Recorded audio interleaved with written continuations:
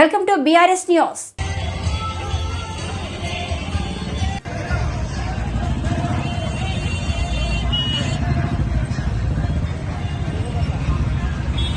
వేదికను అలంకరించినటువంటి పెద్దలు భారతీయ జనతా పార్టీ, జనసేన, తెలుగుదేశం పార్టీకి సంబంధించిన కూటమి పెద్దలు, అలాగే పుర ప్రముఖులు, ప్రజలు అందరికీ కూడా పేరు పేరున నమస్కారాలు తెలియజేస్తా ఉన్నారు.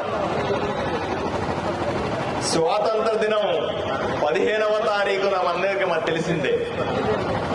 స్వాతంత్ర దినోత్సవానికి వారం రోజుల ముందు నుంచే భారతదేశం అంతా కూడా స్వాతంత్ర దినాన్ని పురస్కరించుకొని ఒక పండుగలాగా చేసుకుందామని మన ప్రధాని నరేంద్ర మోదీ గారి పిలుపు మేరకు ఎన్నో కార్యక్రమాలు దేశమంతా జరుగుతా ఉన్నాయి.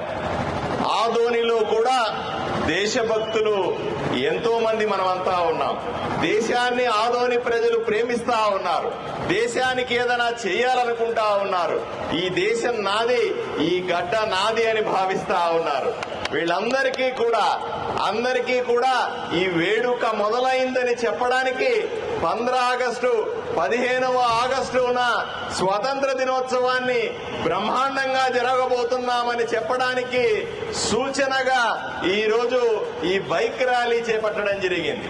అయ్యా, ఈ పండగ ఏ ఒక్కరిదో కాదు, భారతీయ జనతా పార్టీది కాదు, కూటమిలో ఉన్న తెలుగుదేశం, జనసేన కార్యకర్తలది కాదు. ఈ పండగ దేశం మొత్తంది. ఈ పండగ అన్ని పార్టీలది, అన్ని వర్గాలది, అన్ని కులాలది, అన్ని మతాలది అన్న విషయాన్ని మీరు గుర్తు చేసుకోవాల్సిన అవసరం ఉంది. దేశంలో ఇటువంటి ఒకే ఒక్క పండగ ఉంది, అందరూ కలిసి చేసుకోవాల్సిన పండగ. ఒక్కసారి ఆలోచన చేయండి.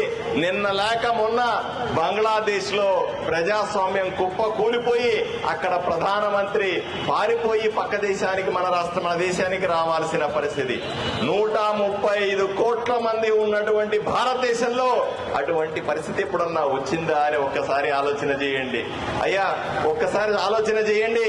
భారతదేశం అతి పెద్ద ప్రజాస్వామ్యం. ఎన్నో ఇబ్బందులు ఉన్నప్పటికీ కూడా, ఎన్నో గొడవలు ఉన్నప్పటికీ కూడా, ఎన్నో కులాలున్నా, ఎన్నో మతాలున్నా, ఎన్ని వర్గాలున్నా సరే అందరూ కూడా దేశం పట్ల మేమంతా ఒక్కరే, దేశం బాగుంటేనే మనం బాగుంటామనే ఆలోచనతో ఈరోజు దేశమంతా ఒకటయ్యింది. ఆదోని ప్రజలందరూ